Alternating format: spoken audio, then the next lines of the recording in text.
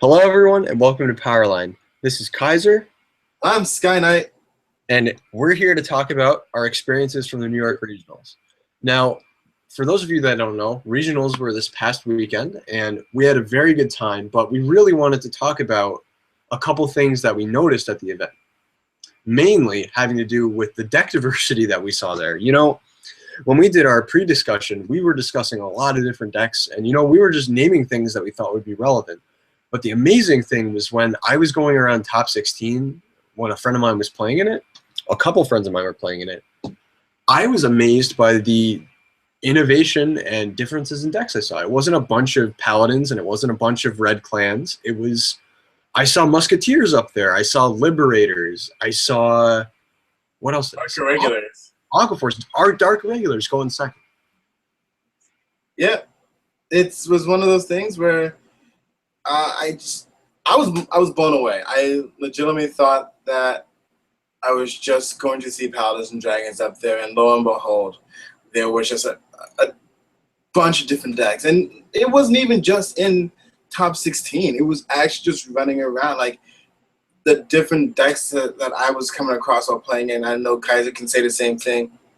You know, there was a couple of Sanctuary Guards. I played against a Musketeer player, and I was like, bro, that's my exact same build, which is weird because I thought my build was normal, but then he was playing a 10k attacker, so he was weird. I'm not talking down about him, just saying I wasn't running a 10k attacker in my Musketeer deck. By the way, that you show away. Well, it was interesting to see that, but just to me, it kind of shows how people are more willing to try out different clans now than just sticking necessarily to one of the main clans. And it's kind of nice to see, considering how much support some of these clans end up getting. And it just shows when Great Nature ends up winning the event. That's a pretty big surprise. That's a deck that people kind of wrote off when Shadow Paladins hit. I think what it comes down to is people are still willing to play what they want to play and not necessarily bandwagon on what's the best. I don't believe any clan technically loses power. I just think they just fall out of favor, which is, I think, what we were talking about in our last regional discussion video about Jewel Knights. No deck loses power. That doesn't happen. They just fall out of favor for something else. And so by seeing all these different clans and builds out there just shows that, hey, there's still hope for some diversity. There's still some hope for the whole game just going in a positive direction rather than what is being shoved down our throats. Yeah, it's satisfying to see, in my opinion. I was very happy at the event. I mean, granted, to give you a breakdown of how I did, I started out 4-0. I was very happy with that because I went into this event with Brawlers. And for those of you who don't know, I've been having a very hard time recently in my locals playing that deck just from really bad luck in situations like that. So I wasn't confident going into this event. I started out 4-0. What? Our viewers didn't know. Oh, yes. That's what was happening. I was nervous going into this event using that deck, but I was doing well, and then I was thinking to myself, you know what, maybe I could be okay. And the moment I think positively, I got sacked by Diablo. The guy hits 2 criticals and a heal against me. And, I mean, there's nothing I can do. I did what I could, and I lost to Diablo, and that happened. So I thought, oh, maybe I can make a comeback. Next loss, and what got me out of the tournament, Raid Lock at 0 against Aquaforce. I was so sad to go that way. But with that being said, I got to observe more games and see what everybody was playing. So I saw all these different decks going around and doing very well. I was very happy to see that, and it actually influenced my decision to try and make my own version of Sanctuary Guard now. I've really wanted to play it, and this event kind of pushed me to do that because a friend of ours had a great deal of success playing a list we came up with together. I agree. For my experience out there, I won my first match. I lowered my way to victory. For you guys don't know, I was playing, no, not Gundams. I was playing Dimension Police. Why? Because giant robos are the thing.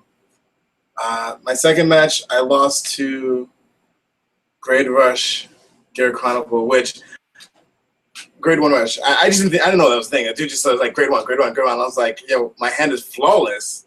Couldn't keep up with that, which is, I get, it's a thing that sometimes you have to work around. But I ended up losing that match, and I ended up making my way to round 4 out of 8. I lowered my way to some victories, and then I ended up just losing it in a very close match. I just didn't have enough guard. But you know what? I wasn't upset. I wasn't mad. I had a really great time. I believed in my deck.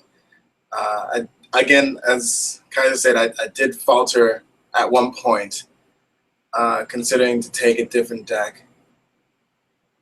But I decided to stick with my guns and my laurels and play what I want to play because it's what I wanted. And it was actually fulfilling to see other people just playing what they wanted, especially the Dark Irregular player. Like, I need to give it up for that Dark Irregular player. Like, just undersupported and then becoming a boss. Gilda Reyes, get him. Gilda Reyes. It was kind of beautiful. I mean, like, I'll openly say I don't like soul charging clans. I've never enjoyed playing them in decks. I've just never found that they've had that oomph factor that I kind of like. But Gilda Reyes single-handedly as a stride is amazing. But that whole deck now is just amazing to play, especially the Amon build. I'm not even sure the build that made top 8, to be honest with you. I didn't get close enough to see it, but it would be kind of cool to see that deck list when it's released. Yeah, we should have got a deck profile. Yeah. I just feel now it's just so weird because, like, Aquaforce, Lambros is still a really good card, and oh yeah, I don't really hear people talking or playing about it around in my area. I don't know why it fell out of favor. It's still strong. I didn't really feel Set 3 did anything for our meta other than give us Link Joker. Did you hear any Link Jokers? There was a Glendios in top 16, right? That was the only Link Joker I saw on top, like even close to top. All the Messiah decks I saw got out really early because, in my opinion, that deck, it's good, but it's just it doesn't have an early game. So, like, when I saw my favorite match I saw was when I was standing round 2 next to a Sanctuary Guard versus Messiah match. For those of you who don't know, that could be a really bad matchup depending on what you play. And funny enough, I watched the Sanctuary Guard player do exactly what I would have done. He stayed on 2 and just beat the crap out of this guy. Like, he couldn't do anything. He was sitting on 3 and he was just dropping sword knees, and this guy had 1 card in hand. He went into Sanctuary Guard, went into Regalia, and won. It's just, it was reassuring to see that other people have very similar strategies as me. Now, with that said, it's going to be interesting in the future to see what the other lists and top decks and pretty much everyone's clans for the other regionals that are coming up, because as we know, in October we get Set 4. But, so now there's I guess you would say there's some downtime until the next set. So the next big clan that's coming out is Bermuda Triangles. Yeah, well, I mean, I was talking to, I don't know if you know, but I lived in Chicago for a little while, viewers, and I became really good friends with a guy named Kevin Cho. You may not know him, but he actually came 2nd place at Worlds last year, and he and I were friends. So I was messaging him, and we were talking about Chicago regionals and how it's right after the Bermuda booster. So I was kind of curious, like, hey, like, what do you think of the new Bermudas? Like, do you think they're going to make a difference? And he said, it's funny, Chicago regionals last year, I guess, duos dominated the event. But he said that because of the current support, they just draw. They're not that strong. It's interesting that, like, an archetype like that went from being so dominant to just like, just draws a bunch of cards. And they're really annoying. I hate Bermudas. It's one of those clans that you just see once a year, so you expect them to just get the best stuff. Like when we were at Albany's Albany regionals last year, it was duos everywhere. It's interesting. I'm just interested to see what the next breakdown is going to be of clans for the other regionals, because duos is the only thing that we're going to get. Like in September, nothing. There's nothing coming out in September. So next up is. What about Token Rambo? Is that October? October. Wow, so October is going to be kind of a crazy month. Then. October we get Token Rambo, which there will be deck profiles, deck matches, and discussion on Token Rambo and our feelings upon that. That is a whole different discussion. Wait to see that. And then there's set 4. That one's in the beginning of the month and the other one's at the end of the month. Set 4 is at the end. Yeah, something like that. Interesting. Like, I don't know, man. It's going to be cool. I mean, I think the meta is going to stay pretty stagnant for a while. But I think the fact Bermudas are introduced, a couple decks are going to fall out pretty much. Fall out of favor? What? Fall out of favor, or just because if what you're saying is true, then Bermudas are no different than OTT except without Tom. Well, no. Here's what I was going to say. They draw a lot, but they have kind of weird combos. I'm not a Bermuda player, and I haven't really educated myself too much on how the deck works. It's just that it has a lot going for it. With that being said, I feel that the deck doesn't have the same aggressive options as other decks. With that being said, even if it draws a lot of cards and it's able to outgrind the opponent through Infinite Legion and all this stuff that they have access to, I was going to say that the deck that I feel will get actually stronger, which kind of annoys me, is Shadow Paladins. Because Bermudas don't keep a lot on field, if you think about it. They return cards to hand and only call out 2 off of Olivia's effect. So but you can't say that the clan gets stronger. Well, it gets stronger in relation to everything else because it stays just as strong as it is now, which is it's very strong. But no deck is getting weaker. Technically no deck gets stronger and no deck gets weaker. Well, I'm saying matchup wise. Matchup wise, you're only talking about Bermudas. They don't get stronger. They just here's a new clan that gets support. People are gonna play it, and the Bermudas are gonna worry themselves when they come across Shadow Paladin players. Yeah, or I mean, I don't know. It's gonna be interesting. I mean, we're seeing more and more of this set 4 stuff, and I'm getting really excited. Like because of my recent venture to make this Sanctuary Guard deck, it's just. You know, like I'm excited to see that Royal Paladins get some like very specific Sanctuary Guard support. I didn't know that was going to happen. That's just weird. Like, why would Sanctuary Guard, a card that literally was only put into a Mega Trial deck, get support? I know. I think I know what your answer is, but go ahead. It's because they got Regalia in the Fighters collection. Yeah, it's so good. It's like a cool conquest that do stupid plays. Oh, I love it. So with this regional topic pretty much done, do you have anything else that we should discuss about for our viewers? From the event? Well, I mean, I want to give a shout out to our friend Adam Winter actually for making top 8. That was pretty cool. I was happy to see that. Even though he lost in top 8, funny enough to the Dark Regulars guy. He was grade locked with 4 Gatling Claws in hand. You can't. I love Gatling Claw. Strongest grade 0 I've ever met. Yeah, but I don't know. It's cool. By the way, Team Honey Badger says hello to you. To me or to you? To you, Sky Knight. Really? I don't even know them. Yeah. Hi, Team Honey Badger. How art thou? Yeah, I forgot to tell you that a little while ago when we were talking, actually. Since we're throwing out shout-outs, I'd like to also give a shout-out to the strongest Mango I've ever met, the one Mango himself. We met Mango again this year.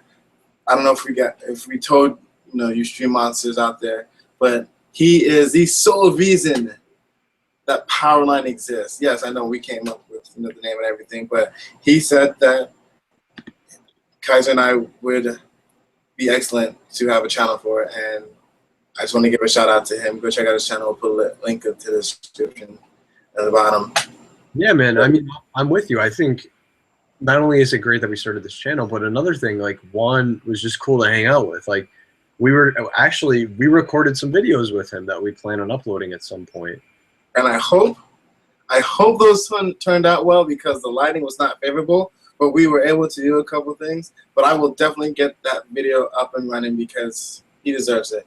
And you can see how the match goes between myself, who normally doesn't end up on camera, and him. Because I just edit. Yeah.